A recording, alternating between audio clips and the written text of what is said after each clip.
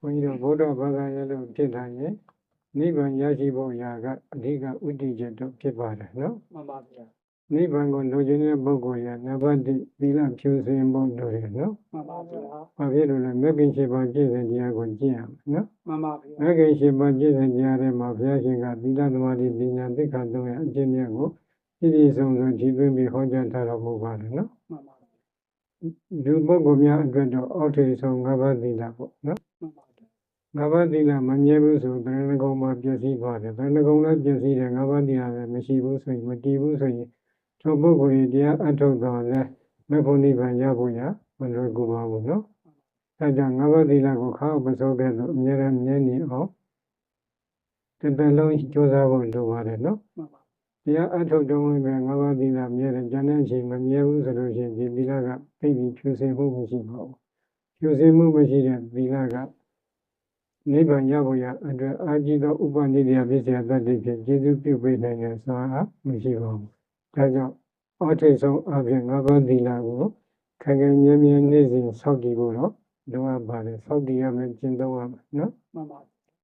ကဲနိဗ္ဗာန်လိုချင်ဘာလို့ရမလဲဆိုတော့တတုဏဘိက္ခုအရိယသစ္စာနာအနတ္တဘောဓအပတိဝေဒဧဝမိတံဒီကမတ္တနာတန္တဝိတံတံတရိတံမမင်းစေဝတုမကိစ္စစသည်ဖြင့်ကိုယ်သစ္စာတန်ရောကောတိခါမသုတ်တံမှာမြတ်စွာဘုရားဟောထားတဲ့အတွက်သစ္စာ4ရာတရားမြတ်ကိုဟုတ်တိုင်းမှန်စွာအနုဘောဓဉာဏ်ပฏิဝေဒဉာဏ်ဖြင့်ကိုယ်တိုင်မျက်မှောက်ထွန်းပေါက်မသိမမြင်တဲ့အတွက်သင်္ချင်သားတို့တွေကောငါဘုရားရှင်ကိုထိုဘဝမှာဤဘဝမှာထိုဘဝတို့ပြောင်းပြန်ကျင်ကျင်စားပြီးတော့ခဲ့ကြရလေသည်ဒီခုသောဘဝမှာလည်းကြည်ဖာများစွာတက္ကကျင်ကျင်စားပြီးတော့ခဲ့ရလေသည်ဆိုပြီးဟောထားပါတယ်နော်သစ္စာ4ပါးမသိလို့ရှိရင်တော့သံဃာခီးကရှင်းနေပါဖြစ်ပါတယ်နော်သစ္စာ4ပါးကိုဟုတ်တိုင်းမှန်စွာသိအောင်ဘုရားဘာသာမှန်ရင်ကြိုးစားရမယ်နိဗ္ဗာန်ကိုလိုချင်တယ်ဆိုရင်ပေါ့နိဗ္ဗာန်ကိုတော့လိုချင်တယ်သစ္စာ4ပါးကိုဟုတ်တိုင်းမှန်စွာမသိဘူးဆိုရင်တော့ဒီနိဗ္ဗာန်ကိုဘယ်လိုမှမရနိုင်ဘူးသစ္စာ4ပါးကဘာတွေလဲဒုက္ခသစ္စာသမုဒယသစ္စာနိရောဓသစ္စာမဂ္ဂသစ္စာဒုက္ခသစ္စာဆိုတာကဘာလဲမြတ်စွာဘုရားကတရားပွေဆိုဥလို့ခေါ်ဆိုနိုင်တဲ့ဓမ္မစက်ကဗောဓနာသုတ်တံဓမ္မစက္ကဒေသနာတော်မှာဘယ်လိုဟောတာလဲဇာတိပိဒုက္ခသရပိဒုက္ခဗျာတိပိဒုက္ခမနပိဒုက္ခသတိဟောတာပြီးတော့နောက်ဆုံးသံခိဋ္ဌိနပိစုပါဒနဲ့ခန္ဓာကဒုက္ခလူရည်တူချင်းပြောကြဆုံးဆိုရင်ဥပါဒနဲ့ခန္ဓာ၅ပါးသည်ဒုက္ခသစ္စာတရားဖြစ်တယ်ဆိုပြီးဟောထားတယ်ဥပါဒနဲ့ခန္ဓာ၅ပါးကဘာတွေလဲရူပပါဒနဲ့ခန္ဓာဝေဒနုပါဒနဲ့ခန္ဓာသင်္ညုပါဒနဲ့ခန္ဓာသင်္ခါရုပါဒနဲ့ခန္ဓာဝိညာဏုပါဒနဲ့ခန္ဓာဆိုပြီးဥပါဒနဲ့ခန္ဓာဘယ်နှပါးလဲ၅ပါးရူပပါဒနဲ့ခန္ဓာဆိုတာကဘာကိုခေါ်တယ်ဆိုတာကိုသစ္စာမှန်ရောက်ခန္ဓာဝေကတန်ရုပ်ပါဠိတော်မှာခန္ဓာဝေကတန်ရုပ်ပါဠိတော်မှာမြတ်စွာဘုရားရှင်ကိုယ်တော်ကရှင်းထားပါတယ်နော်ယံကိစီရူပံတိတနာဂတပိစုဘာနာဣဇဒံဝဗိဒံဝဩဒာနိကံဝဒုက္ခမဝပညာဝပရိဒံဝယန္တုရေတန္တိကေဝသတောဥပါဒာနိယယံဝစတိရူပဘာဒနဲ့ခန္ဓာဒီလိုရှင်းထားတယ်နော်အတိယုတ်တရားပိစုဘာယုတ်တရားအနာဂတ်ယုတ်တရားဣဇဒံယုတ်တရားဗိဒံယုတ်တရားဩဒာနိကခေါ်တဲ့ယုံကြည်တဲ့ယုတ်တရားဒုက္ခမခေါ်တဲ့သိမ္မိနုညာတဲ့ယုတ်တရားဤညခေါ်တဲ့ယုံကြည်တဲ့ယုတ်တရားပဏိတခေါ်တဲ့မောင်မြတ်တဲ့ယုတ်တရားဒုရခေါ်တဲ့ရှုနေတဲ့ယောဂဝါဒပုဂ္ဂိုလ်ရဲ့အတိညာနဲ့ဝိပွားနေတဲ့အရှုအခက်တဲ့ယုတ်တရားမဏိကခေါ်တဲ့ရှုနေတဲ့ယောဂဝါဒပုဂ္ဂိုလ်ရဲ့အရှုအတိညာနဲ့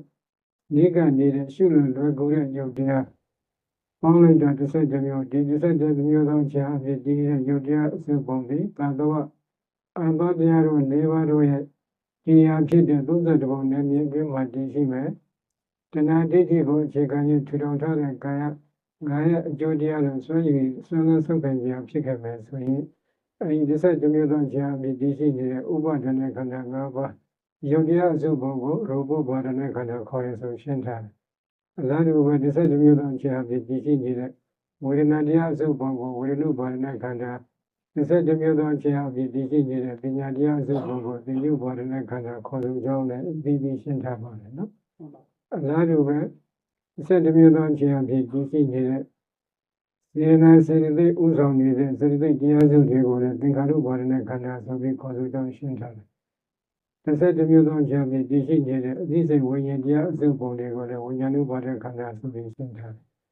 ။ဒီတော့ဒုက္ခသစ္စာတရားထဲမှာအတိတ်ခန္ဓာ၅ပါးလည်းပါတယ်။ပိဿုပန်ခန္ဓာ၅ပါးလည်းပါတယ်။အနာဂတ်ခန္ဓာ၅ပါးလည်းပါတယ်။ဣဇဒခန္ဓာ၅ပါးလည်းပါတယ်။ဗိဓခန္ဓာ၅ပါးလည်းပါတယ်။ဒီညခေါ်တဲ့ယုံညာနဲ့ခန္ဓာ၅ပါးပဋိညာခေါ်တဲ့မောင်မြတ်တဲ့ခန္ဓာ၅ပါးဒုရခေါ်တဲ့ရှုနေတဲ့ယောဂဝဆရာပုဂ္ဂိုလ်ရဲ့အတိညာနဲ့ဝေကွာနေတဲ့အရှုအခဲ့တဲ့ခန္ဓာ၅ပါးငန္တိကခေါ်တဲ့ရှုနေတဲ့ယောဂဝဆရာပုဂ္ဂိုလ်ရဲ့အတိညာနဲ့နိကနေတဲ့အရှုရလွယ်ကူတဲ့ခန္ဓာ၅ပါးအဲဒီ31မျိုးသောဉာဏ်ဖြင့်တည်ရှိနေတဲ့ခန္ဓာ၅ပါးအစုအပုံကိုဥပါဒณะခန္ဓာ၅ပါးလို့ခေါ်ပါတယ်နော်ဒီဥပါဒณะခန္ဓာ၅ပါးထဲမှာရူပဥပါဒณะခန္ဓာကယုတ်တရားဝေဒနုပါဒณะခန္ဓာသင်္ညုပါဒณะခန္ဓာသင်္ခါရုပါဒณะခန္ဓာဝိညာဏုပါဒณะခန္ဓာတွေကနံတရားဖြစ်ကြပါတယ်ဒီနည်းအားဖြင့်ပြောရင်ယုတ်တရားနံတရားပေါ့နော်နိဗ္ဗာန်ကိုလိုချင်နေတဲ့ပုဂ္ဂိုလ်ဒီရှိဥစွာဒီဒုက္ခသစ္စာခေါ်တဲ့ခန္ဓာ၅ပါးယုတ်တရားနံတရားတွေကိုဟုတ်တိုင်းမှဆိုပြီးတော့ကြိုးစားအထောက်အောင်နော်ဟုတ်ပါဘူးဒါကအဓိကတရင်အချက်အရေးကြီးတဲ့အချက်ပဲသမုဒိယသစ္စာဆိုတာကဘာလဲဒီအချက်နဲ့ပတ်သက်ပြီးတော့သင်္ကုတ္တတိကနိဗ္ဗာန်ဒိဋ္ဌာယနာသုတ်တံမှာမြတ်စွာဘုရားကကတမေသဘေခောဒုက္ခသမုဒိယအရိယသစ္စာအဝိဇ္ဇာပစ္စယသင်္ခါရပစ္စယဝိညာဏပစ္စယနာမရူပပစ္စယသတ္တယရဏပစ္စယဖတ်သောဖတ္တပစ္စယဝေဒနာပစ္စယတဏပစ္စယဥပါဒနာပစ္စယဘောဘဝပစ္စယဇာတိပစ္စယသရမဏသောကပရိဒေဝဒုက္ခဒေါမနတုဘာယသသမောတိအယံဝစတိဘေခွေအယံဝစတိဘေခွေဒုက္ခသမုဒိယအရိယသစ္စာဆိုပြီးဒီလိုဟောထားပါတယ်နော်အဲ့ဒါအဝိဇ္ဇာသင်္ခါရဝိညာဏယသတ္တနဲ့ဖတ်တာဝေဒနာစတဲ့ကြောင့်ကျိုးဆက်တဲ့မှုပရိစ္ဆေသမုပ္ပါသဘောတရားတို့ရဲ့ဖြစ်စဉ်ကိုသမုဒိယသစ္စာဆိုပြီးမြတ်စွာဘုရားကဟောထားတယ်အလားတူပဲကတမိစ္ဆဘေခွေဒုက္ခនិရောဓအရိယသစ္စာအဝိဇ္ဇာယဒေဝအတ္တေတဝိရာဂនិရောဓသင်္ခါရនិရောဓသင်္ခါရនិရောဓဝိညာဏនិရောဓဝိညာဏនិရောဓနာမရူပនិရောဓနာမရူပនិရောဓသလယရဏនិရောဓသလယရဏនិရောဓဖတ္တនិရောဓဖတ္တនិရောဓဝေဒနာនិရောဓဝေဒနာនិရောဓတဏនិရောဓတဏនិရောဓဥပါဒနာဝရនិရောဓဥပါဒနာនិရောဓဘဝនិရောဓဇာတိនិရောဓဇာတိនិရောဓသရမရဏသောကပရိဒေဝဒုက္ခဒေါမနတုဘာယသနိရောဇာတိဣဒံဝစတိဘေခွေဒုက္ခនិရောဓအရိယသစ္စာဆိုပြီးဒီလိုဟောထားပါတယ်နော်ကြောင့်ကျိုးဆက်နွယ်မှုပရိစ္ဆေသမုပ္ပါသဘောတရားများဖြစ်စဉ်ကသမုဒိယသစ္စာကြောင့်ကျိုးဆက်နွယ်မှုပရိစ္ဆေသမုပ္ပါသဘောတရားတွေရဲ့ချုပ်စဉ်ကိုនិရောဓသစ္စာဆိုပြီးမြတ်စွာဘုရားဟောထားပါတယ်နော်မေဃသစ္စာဆိုတာကတော့အာလုံးသိထားပြီးဖြစ်ကြပါလိမ့်မယ်မေခင်တရားကိုဘယ်နှပါလဲ၈ပါးအဲ့ဒီမေခင်တရားကို၈ပါးကမေဃသစ္စာဖြစ်ကြောင်းမြတ်စွာဘုရားဟောထားပါတယ်နော်အဲ့ဒီသစ္စာ၄ပါးကိုဟုတ်တိုင်းမှဆိုမသိခဲ့ရင်တန္တရာဝဆင်းဒုက္ခရဲ့ခေါင်းရဖြစ်တဲ့နိဗ္ဗာန်ကိုရမလားမရနိုင်ဘူးဆိုပြီးဒီလိုကုဒကာရသုတ်တံမှာလည်းမြတ်စွာဘုရားဟောကြားထားတော်မူပါတယ်နော်ဒါကြောင့်တရားအထုတ်နေတဲ့ပုဂ္ဂိုလ်ကဒီသစ္စာတရားတရားများကိုဟုတ်တိုင်းမှန်စွာသမ္မာတိဉာဏ်ပညာဖြင့်ကိုယ်ရမျက်မှောက်ထွန်းပေါက်သိမြင်အောင်ရှင်းဥစွာကြည်ကြံချက်ကိုပေါများအထုတ်ရမှာဖြစ်တယ်အဲဒီလိုပေါများအထုတ်တဲ့အပိုင်းမှာဒုက္ခသစ္စာတရားနဲ့သမုဒယသစ္စာတရားနှစ်ပါးကိုဝတ္တသစ္စာလို့ခေါ်ပါတယ်ခုလက်ရှိတရားနာနေတဲ့ပုဂ္ဂိုလ်တွေခန္ဓာအင်းကိုဓာတ်ခွဲကြည့်လိုက်ရင်ရူပပါရဏခန္ဓာဝေဒနုပါရဏခန္ဓာသင်္ညုပါရဏခန္ဓာသင်္ခါရုပါရဏခန္ဓာဝိညာဏုပါရဏခန္ဓာဆိုတဲ့ဥပါဒณะခန္ဓာ၅ပါးသင်္ရှားရှိနေကြပါတယ်အဲဒီဥပါဒณะခန္ဓာ၅ပါးကိုအမိပြုပြီးတော့ဘာတွေလုပ်ကြတယ်ကုသိုလ်တရားတွေကိုကုသိုလ်သင်္ခါရတရားတွေကိုပြည့်စုံပြုထောင်တယ်အကုသိုလ်တရားတွေကိုလည်းပြည့်စုံပြုထောင်ကြတယ်အဲဒီကုသိုလ်သင်္ခါရတရားအကုသိုလ်သင်္ခါရတရားတွေကဘာသစ္စာလဲဆိုတော့သမုဒယသစ္စာတရားဒုက္ခသစ္စာကိုအမိပြုပြီးသမုဒယသစ္စာတွေထူထောင်တယ်ဒီသမုဒယသစ္စာကြောင့်နောက်ထပ်ဒုက္ခသစ္စာတွေထပ်ပြီးဖြစ်မယ်တခါဒီဒုက္ခသစ္စာကိုအမိပြုပြီးသမုဒယသစ္စာတွေထပ်ထူထောင်ခဲ့ရင်နောက်ထပ်ဒုက္ခသစ္စာတွေထပ်ပြီးဖြစ်ကြအောင်မယ်အဲဒါကြောင့်ဒီဒုက္ခသစ္စာနဲ့သမုဒယသစ္စာနှစ်ပါးက သန္တရာထဲမှာလက်ပတ်နေတဲ့ဝိတ္တသစ္စာတရားလို့ခေါ်ပါတယ်နော်မှန်ပါဗျာအဲ့ဒီဝိတ္တသစ္စာနိရောဓသစ္စာနဲ့မဂ္ဂသစ္စာဒီတရားနှစ်ပါးကသန္တရာမှာထွတ်မြောက်ကြောင်းဖြစ်တဲ့ဝိဝတ္တသစ္စာဖြစ်ပါတယ်အဲ့ဒီဝိတ္တသစ္စာဝိဝတ္တသစ္စာနှမျိုးရှိတဲ့အ내ကတေတုဘိက္ခုနဝတ္တေကမ္မထာနာပိနိဝေသောဟောတိဆိုပြီးတော့သမောဟဝိညောတဏိအထေကရာကသစ္စာဝိပင်းမှာဖွင့်ဆိုထားပါတယ်နော်ဝတ္တသစ္စာတရားနှစ်ပါးမှာဝိပဿနာဘာဝနာကမ္မထာစီးပြရမယ်ဆိုပြီးဒီလိုညွှန်ကြားထားပါတယ်ဝိဝတ္တသစ္စာဖြစ်တဲ့နိရောဓသစ္စာနဲ့မဂ္ဂသစ္စာတရားနှစ်ပါးကဝိပဿနာဉာဏ်ရဲ့အရှုကအာယောမဟုတ်ကြဘူးနော်မဖြစ်လို့နော်မရမှမရရှိနိုင်သေးတာဒီဝိဝတ္တသစ္စာဖြစ်တဲ့နိရောဓသစ္စာမဂ္ဂသစ္စာကိုထွန်းပေါက်သိမြင်အတွက်သာလေဝိပဿနာဘာဝနာကမ္မထာကိုစီးပြရတာဖြစ်တယ်အဲ့ဒါကဝိပဿနာဆိုတော့ကဘာကိုဝိပဿနာခေါ်တယ်ဒီဘိုင်းနဲ့ပတ်သက်ပြီးထန်တန်လေးနဲ့တက္ကရာဇာမျက်နှာ185မှာအနိစ္စတိဝတေနဝိဝိတေဟိအာကာရေဟိဓမ္မေပတ္တိတိဝိပဿနာဆိုပြီးဒီလိုရှင်းထားပါတယ်အနိစ္စတိဝတေနအနိစ္စဒုက္ခအနတ္တစသည်တို့၏အစွမ်းဖြင့်ဝိဝိတေဟိအာကာရေဟိအမျိုးမျိုးသောအခြေအနေတို့ဖြင့်ဓမ္မေဒုက္ခသစ္စာသမုဒယသစ္စာခေါ်သည့်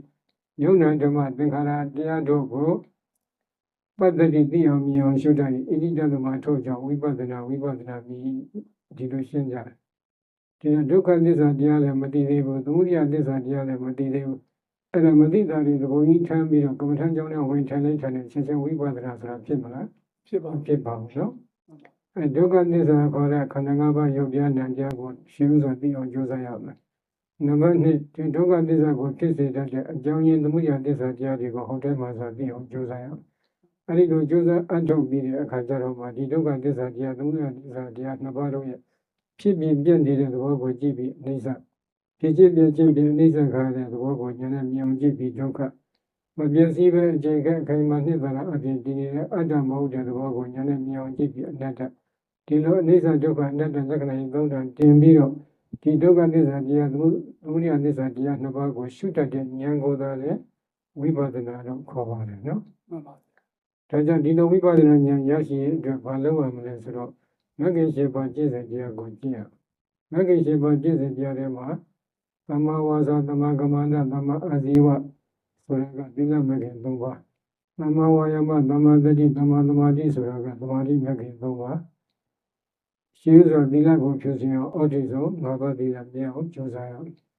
နံပါတ်2အဖြစ်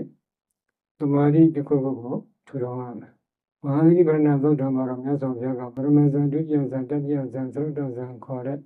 ယူပါဝဇ္ဇဇန်၄ပါးကိုသမ္မာသမာဓိခေါ်ဆိုကြောင်းရှင်းထားပါတယ်ဒီလိုရှင်းလင်းချက်ကတော့မျက်စိဒီပကနီးလို့ခေါ်ပါတယ်နော်မွေးတကောင်ကိုခါလက်ကနေကံပြီးမြှောက်ပြသလိုမြှောက်ပြလိုက်တဲ့ဤစနစ်ဖြစ်ပါတယ်သမာဓိက၃မျိုးရှိနေတယ်အထွတ်ထိပ်သို့ရောက်နေတဲ့ဥပ္ပစရသမာဓိခေါ်တဲ့ကမ္မဝဇ္ဇသမာဓိကတစ်မျိုးပရမဇန်ဒုတိယဇန်တတိယဇန်သရုတ်တဇန်ခေါ်တဲ့ယူပါဝဇ္ဇသမာဓိကတစ်မျိုးအရုပဇန်၄ပါးလို့ခေါ်ဆိုအပ်တဲ့အရုပဝဇ္ဇသမာဓိကတစ်မျိုးကမ္မဝဇ္ဇသမာဓိယူပါဝဇ္ဇသမာဓိအရုပဝဇ္ဇသမာဓိဆိုပြီးသမာဓိ၃မျိုးရှိတဲ့အနက်ကရေကောင်ဖြစ်တဲ့ရူပဝဇ္ဇသမာဓိကိုကံပြီးမြှောက်ပြလိုက်တယ်အစဖြစ်တဲ့ကမ္မဝဇ္ဇသမာဓိအဆုံးဖြစ်တဲ့အရုပဝဇ္ဇသမာဓိကို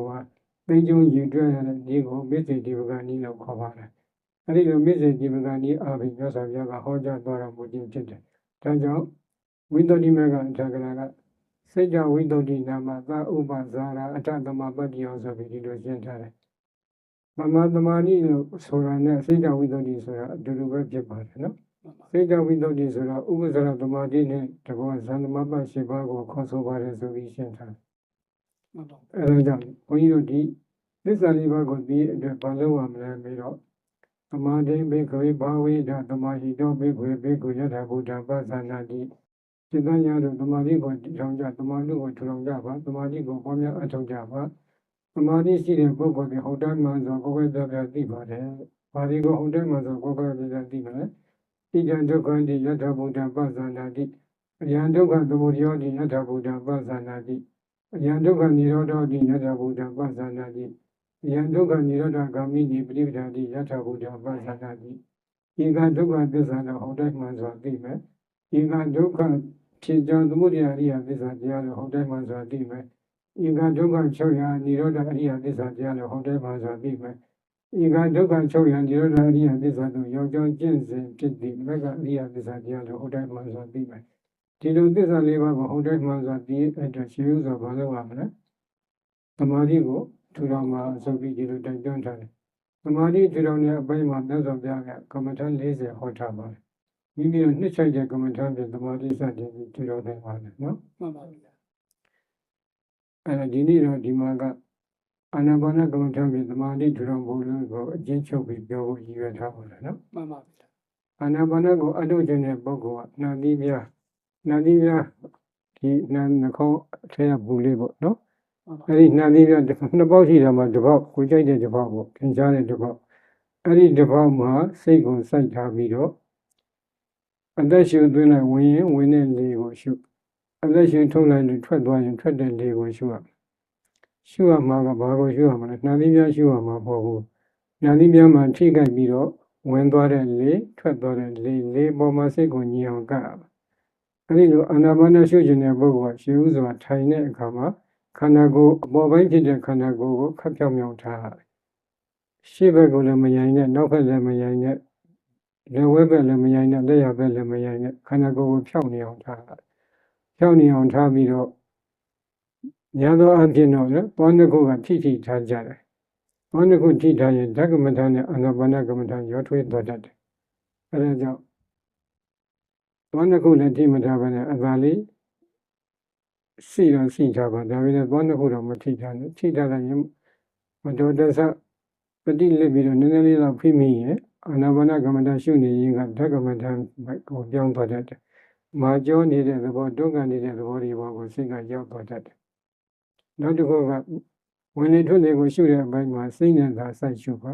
မျက်လုံးနဲ့စိုက်ပြီးတော့မကြည့်နဲ့မျက်လုံးနဲ့စိုက်ကြည့်ရင်ဘာဖြစ်တတ်တယ်လို့မေးရင်တော့မျက်စိတစ်ဝိုက်မှာတင်းမာပြီးခဲသွားတတ်တယ်အဲဒီဝင်သွားတဲ့လေကနှာခေါင်းအတွင်းကိုလိုက်မကြည့်နဲ့အပြင်နှာခေါင်းရဲ့ပြင်ဘက်ကိုလည်းလိုက်မကြည့်နဲ့ထွက်သွားတဲ့လေကိုဝင်တဲ့လေထွက်တဲ့လေကိုထိတဲ့နေရာလေးကသာစောင့်ကြည့်ပြီးအဲဒီမှာလေပေါ်မှာစိတ်ကိုညီအောင်ထိန်းရတယ်ထိန်းလိုက်တဲ့အချိန်ခါမှာတချို့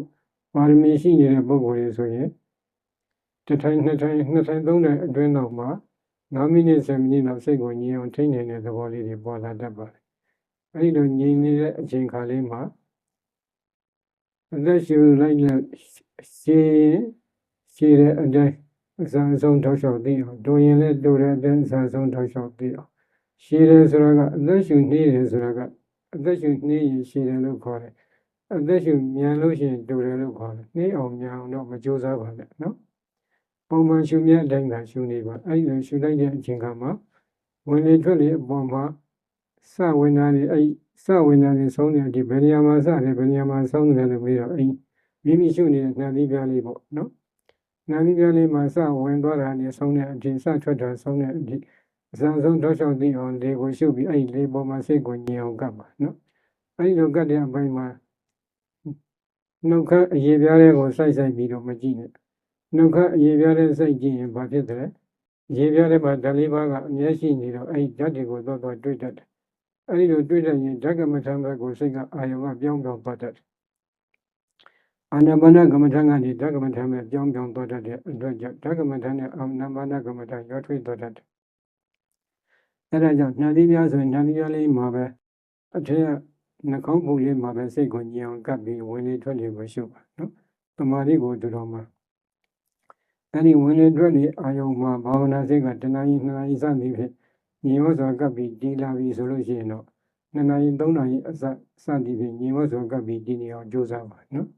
အဲဒီလိုကြိုးစားလိုက်တဲ့အချိန်ကမှသမာဓိကတော်တော်လေးအချိန်ရလာပြီဆိုရင်တော့နမိတ်ဆိုတာပေါ်တတ်ပါတယ်သို့တော့အဲဒီနမိတ်ကိုမျှော်လဲမမျှော်နဲ့ပေါ်လာခဲ့ရင်လည်းတော့မကြည့်နဲ့ဝင်လေထွက်လေကိုသာကြည့်နေပါဦးဘာဖြစ်လို့လဲနမိတ်ကိုစိုက်ရှုရမယ့်အချိန်ကမဟုတ်သေးဘူးအဲဒါကြောင့်ဝင်လေထွက်လေကိုပဲကြည့်နေပါဝင်လေထွက်လေကိုပဲစိုက်ပြီးရှုနေပါအဲဒီမှာဝင်လေထွက်လေအာယုံပေါ်မှာသာဘာဝနာစိတ်ကိုညင်ဝစွာကပ်ပြီးတည်နေအောင်ကြိုးစားပါအဲဒီလိုကြိုးစားလိုက်တဲ့အချိန်ကမှဝင်လေထွက်လေပေါ်မှာ2နာရီ3နာရီစသည်ဖြင့်ဘာဝနာစိတ်ကညင်ဝစွာကပ်ပြီးတည်လာရင်ဓမ္မတာအလျောက်ဝင်လေထွက်လေကသိမ့်မွေ့သွားတတ်ပါတယ်မသိမ့်မွေ့သေးဘူးဆိုလို့ရှိရင်တော့ဒီဝင်လေထွက်လေကိုသိမ့်မွေ့စီရမယ်လို့ အာယုံထားပြီးတော့ဒိဋ္ဌံပြီးတော့ထိုင်ပြီးကြည့်ပါအဲ့ဒီလိုထိုင်လိုက်တဲ့အခါမှာဝင်လေထွက်လေကသိမ်မွေ့သွားတယ်အလွန်သိမ်မွေ့ပြီးနုနုညံ့ညံ့လေးဖြစ်နေတတ်တယ်အဲ့ဒီနုညံ့သိမ်မွေ့နေတဲ့ဝင်လေထွက်လေမှာလည်းအရှိတော်ကိုသိအောင်ဆက်ရှုရှည်လည်းအစဆုံးထောက်လျှောက်သိအောင်တုံလည်းအစဆုံးထောက်လျှောက်သိအောင်ဆက်ရှုပြီးသမာဓိကိုဆက်လက်ထူထောင်ပါအဲ့ဒီလိုဆက်လက်ပြီးထူထောင်လိုက်ရင်ဝင်လေထွက်လေပေါ်မှာဘာဝနာစိတ်ကတနာရီ2နာရီ3နာရီစသည်ဖြင့်ညောစောကပ်ပြီးတည်လာလိမ့်မယ်အဲ့ဒီလိုတည်လာပြီးဆိုလို့ရှိရင်တော့တည်လာတဲ့အချိန်ကမှနမိတ်ဆိုတော့များသောအားဖြင့်ပေါ်တတ်ပါတယ်နမိတ်ဆိုတာကအဲ့ဝင်လေထွက်လေရဲ့အယောင်လေးကိုတော့တွေ့တယ်ဝင်လေထွက်လေဆိုတာကဘုန်းကြီးတို့ပရမတ္ထသစ္စာဘက်ကပြောရင်ယုတ်ကလကလေးတွေရဲ့အပေါင်းအစုပဲအဲ့ယုတ်ကလတိုင်းမှာ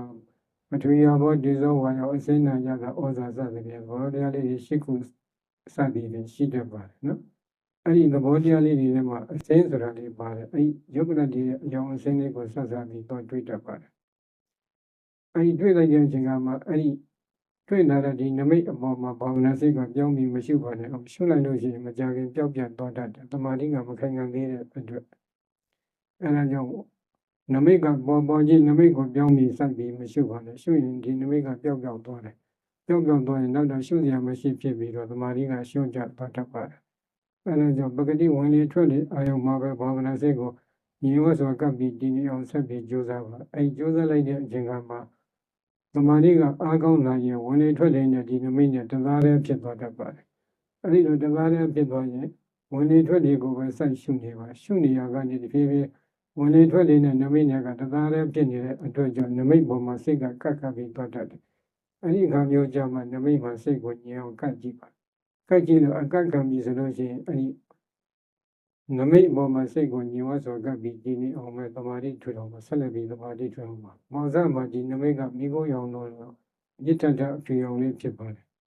အဲ့ဒီညစ်တတ်တဲ့အဖြူရောင်လေးကိုဩဃဟနမိတ်ပရိကမ္မနမိတ်လို့ခေါ်ပါတယ်ဒီညစ်တတ်တဲ့အဖြူရောင်နမိတ်ကလေးပေါ်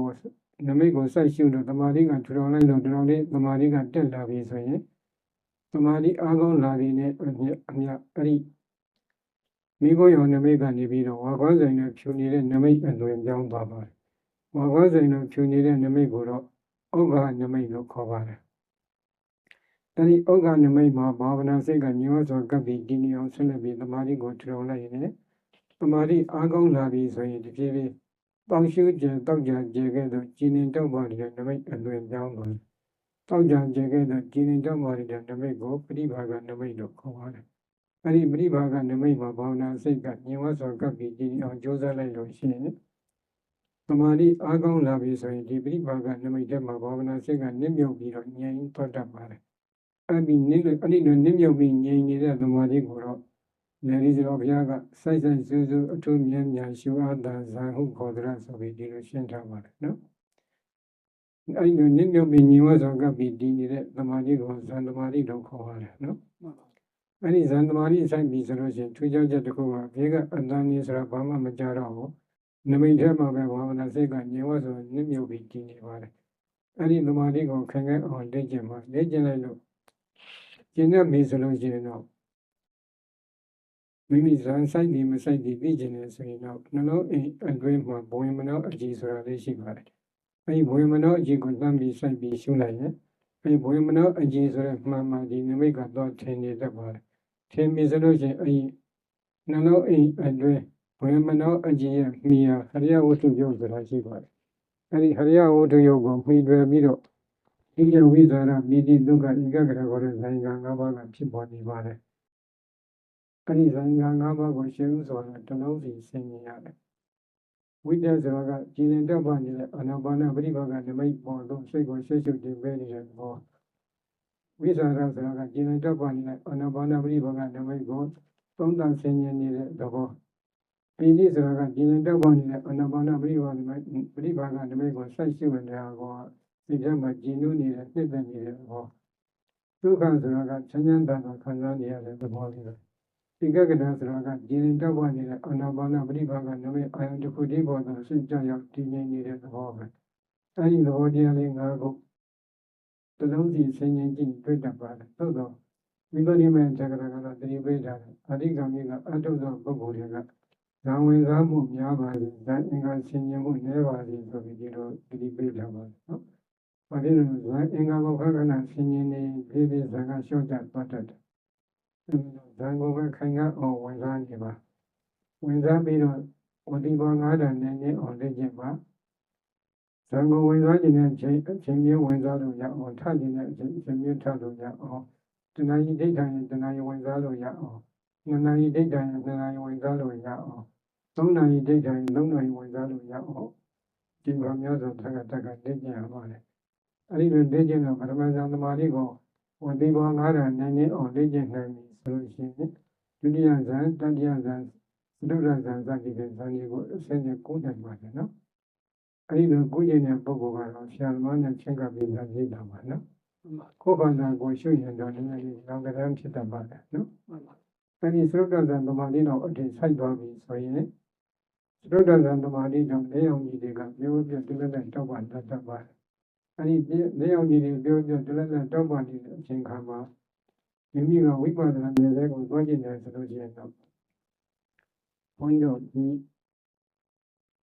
ကမ္မထာပိုင်းမှာကမ္မထာ40ရှိတယ်ဆိုတော့မှန်တယ်ဝိပဿနာပိုင်းရောက်လာရင်ယောကမ္မထာနာကမ္မထာဆိုပြီးတော့ကမ္မထာက2မျိုးပဲရှိပါတယ်အဲ့ဒီ2မျိုးတွေကတတ္တပကဝါရူပကမ္မထာနာကထေတောသင်္ခေပမနတိတောဝိသဝါဒီကမနတိတောယောဘောဝိဒါနာကထေတိဆိုဒီလိုမဟာလိမသုဒ္ဓံအပေကံများကိုပြည့်စုံတာ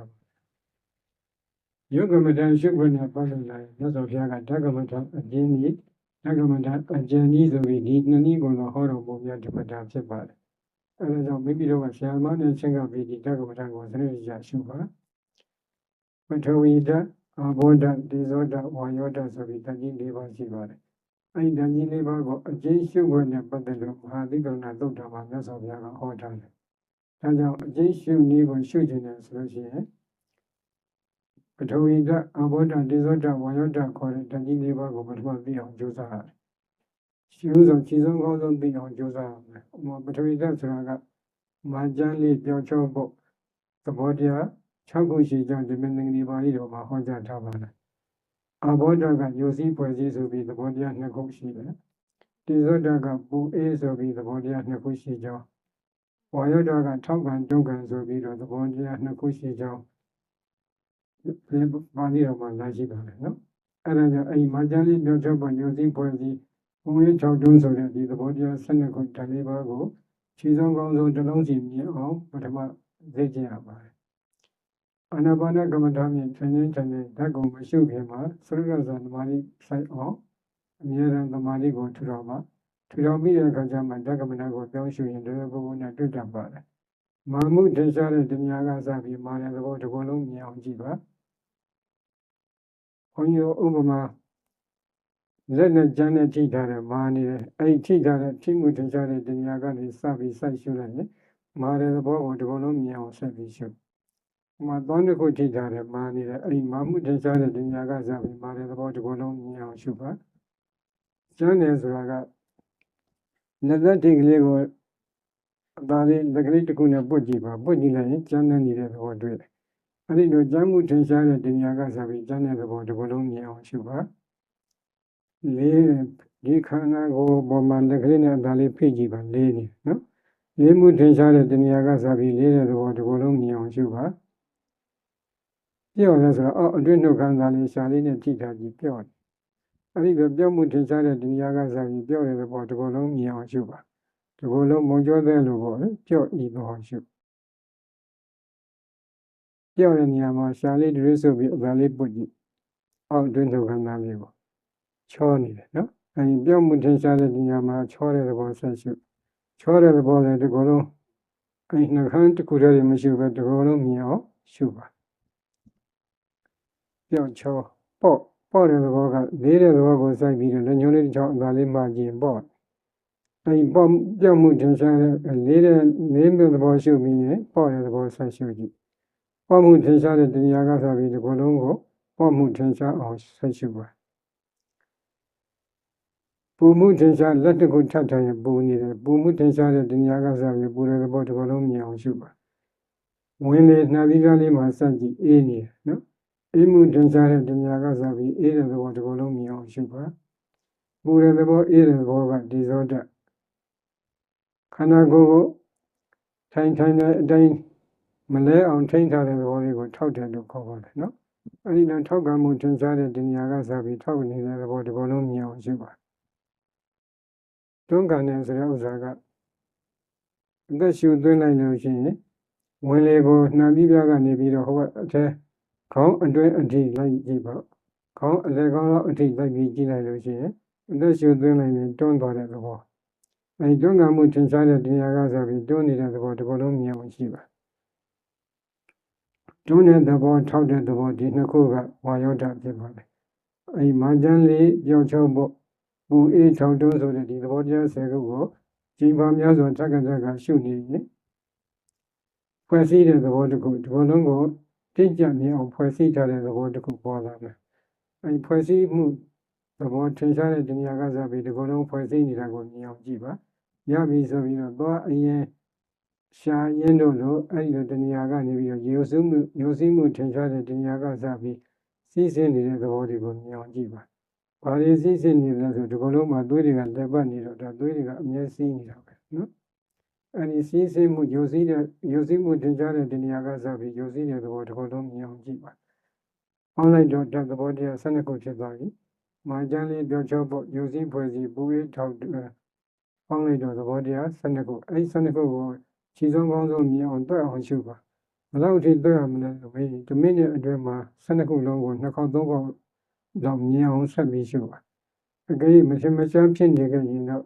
အာနာပါနဖြင့်သရုပ်ထဇာသမာဓိဆိုင်အောင်ပြန်ထူထောင်ပါထူထောင်ပြီးမှဆက်ရှုလိုက်လို့ရှိရင်ဒီသဘောတရားတွေကိုရှင်းရှင်းလင်းလင်းမြင်နိုင်ပါလေနော်အဲ့ဒီလိုမြင်နိုင်တဲ့အချိန်ကကြတော့မှမာကျန်းလေးပြောချောပေါ်ရိုးစည်းပွဲစီပူဝိတောက်တုံးဆိုတဲ့ဒီသဘောတရား12ခုကိုတွေ့အောင်ဆက်ရှုသတ္တဘယ်လောက်ထိတွေ့ရမလဲလို့မေးရင်တော့ဉာဏ်နုလိုညာထဲမှာထင်လာအောင်ရှုရအဲဒီလိုထင်လာပြီးတော်တော်လေးတွေ့လာပြီးဆိုတဲ့အခါကျတော့မှမိမိထိုင်နေတဲ့အခါမှာခေါင်းလောက်ကနေခြုံပြီးတော့ဒီဘလုံးအတွင်းဘက်ကိုခန္ဓာကိုယ်ရဲ့အတွင်းဘက်ကိုစိုက်ပြီးတော့မာကျန်းလေးပြောချောပေါ်ရိုးစည်းပွဲစီပူရထောက်တုံးဆိုတဲ့ဒီသဘောတရား12ခုကိုရှုပါရှုလိုက်လို့ရှိရင်ဒီဖြည်းဖြည်းနဲ့ဓာတ်လေးပါအစုအပုံကြီးအဖြစ်နဲ့မြင်လာလိမ့်မယ်အဲဒီလိုမြင်လာတဲ့အချိန်ခါမှာမာကျန်းလေးပြောချောဖို့ကိုကြည့်ပြီးပထဝီဓာတ်ရိုးစည်းဖွဲ့စည်းကိုကြည့်ပြီးတော့အာဘောဓာတ်ပူအေးကိုကြည့်ပြီးဒေဇောဓာတ်ထောက်တွန်းကိုကြည့်ပြီးဝါယောဓာတ်ဆိုပြီး၄ချက်ပြောင်းရှုပါပထဝီဓာတ်အာဘောဓာတ်ဒေဇောဓာတ်ဝါယောဓာတ်ဆိုပြီးဒီ၄ချက်ပြောင်းရှုပြီးသမာဓိထူထောင်လိုက်တယ်သမာဓိအားကောင်းလာပြီဆိုတဲ့ဒီတိုင်းနဲ့ဒီခန္ဓာကိုယ်ကြီးကိုမတွေ့တော့ပဲခန္ဓာကိုယ်ကြီးကိုရေခဲတုံးဖန်တုံးလိုကြည်လင်နေတဲ့အကြည်ဓာတ်အတုံးကကြီးအဖြစ်သွားတွေ့တတ်ပါတယ်ဘာတွေကြည်နေတယ်လို့မေးရင်တော့မြတ်စွာဘုရားကယုံလောကမှာသက္ကုပ္ပတာဒမျက်စိအကြည်သောတာပတ္တာဒနာအကြည်ကာဏပတ္တာဒနှာအကြည်ဇေဝပတ္တာဒလျှာအကြည်ကာယပတ္တာဒကိုယ်အကြည်ဆိုပြီးအကြည်ယုံ၅ခုဟောတယ်အကြည်ယုံ၅ခုထဲမှာကာယပတ္တာဒဆိုတာကသွားထိမယ်ဆိုရင်သိနိုင်တဲ့ကာယဝိညာဉ်စိတ်ကမိဖြစ်เสียဖြစ်တဲ့ရုပ်ကလေးကိုကာယအကြည်ဓာတ်လို့ခေါ်ပါတယ်အဲ့ဒီကာယအကြည်ဓာတ်ကဒီဘလုံးဘယ်မှာထိတာကိုသိနိုင်တဲ့နေရာတိုင်းမှာရှိပါတယ်ဒီဘလုံးမှာဒီကာယအကြည်ဓာတ်တွေကအပြည့်ရှိနေတာဖြစ်တဲ့အတွက်ကြောင့်အဲ့ဒီကာယအကြည်ဓာတ်တွေကိုခဏခေါ်တဲ့ရုပ်တုံးရုပ်ခဲတွေကိုညာနဲ့မဖြိုခွဲနိုင်ပြီးအတုံးလိုက်ခဲလိုက်ကြီးသွားတွေ့ခြင်းဖြစ်ပါတယ်နော်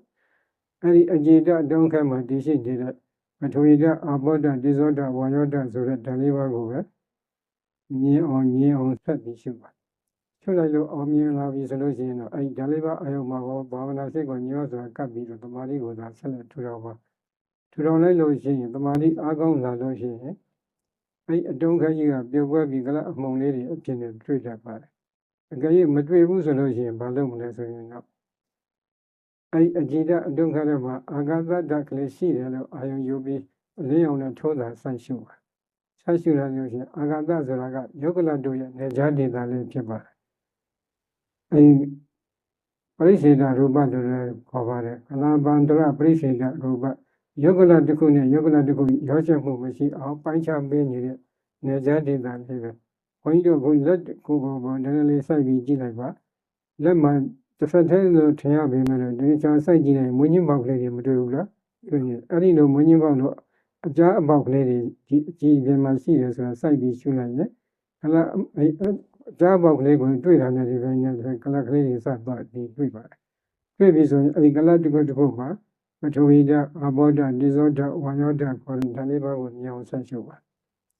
အဲဒီပထဝီဓာတ်မှာအဲဒီကလတိုင်းမှာပထဝီဓာတ်လေးပါးကိုမြင်ပြီဆိုလို့ရှိရင်အဲဒီကလတိုင်းမှာအဆင်းလေးတွေရှိတယ်အနက်ရှိတယ်အရသာရှိတယ်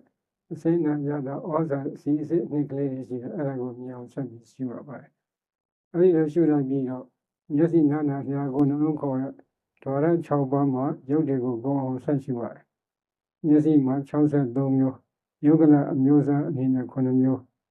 သက္ကုဓာတကကလကာယဓာတကကလဘာဝဓာတကကလစိတ္တိဇအထကလဥရဇအထကလအာရဇအထကလဆိုပြီးဇီဝိတနံကကလပေါင်းလိုက်မယ်ဆိုရင်တော့ယုတ်ကလအမျိုးအစား9ခုယုတ်အမျိုးအစား63မျိုးရှိနားမှာလည်း63မျိုးနှာခေါင်းမှာလည်း63မျိုးရှားမှာလည်း63မျိုးကိုယ်မှာလည်း63မျိုးနှလုံးမှာလည်း63မျိုးအဲဒီဓာရ6ပါးမျက်စိနားနာတရားကိုနှလုံးဆိုတဲ့ဓာရ6ပါးမှာလှည့်လည်ပြီးရှုပါရုပ်တယ်ရှုလို့အောင်မြင်မှုရပြီဆိုတော့မှ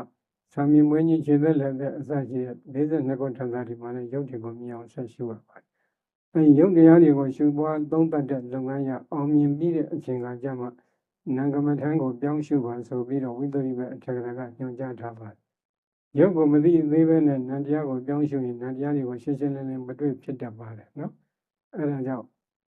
မျက်စိကြမိတ်တရားတွေအတွင်းမှာအကျဉ်းကလေးတသိမ့်မကဖြစ်ပြီးပြည့်နေတဲ့ဒီနံတရားတွေကိုဘယ်လိုရှုလဲဆိုပြီးခင်ကတော့ပြောတယ်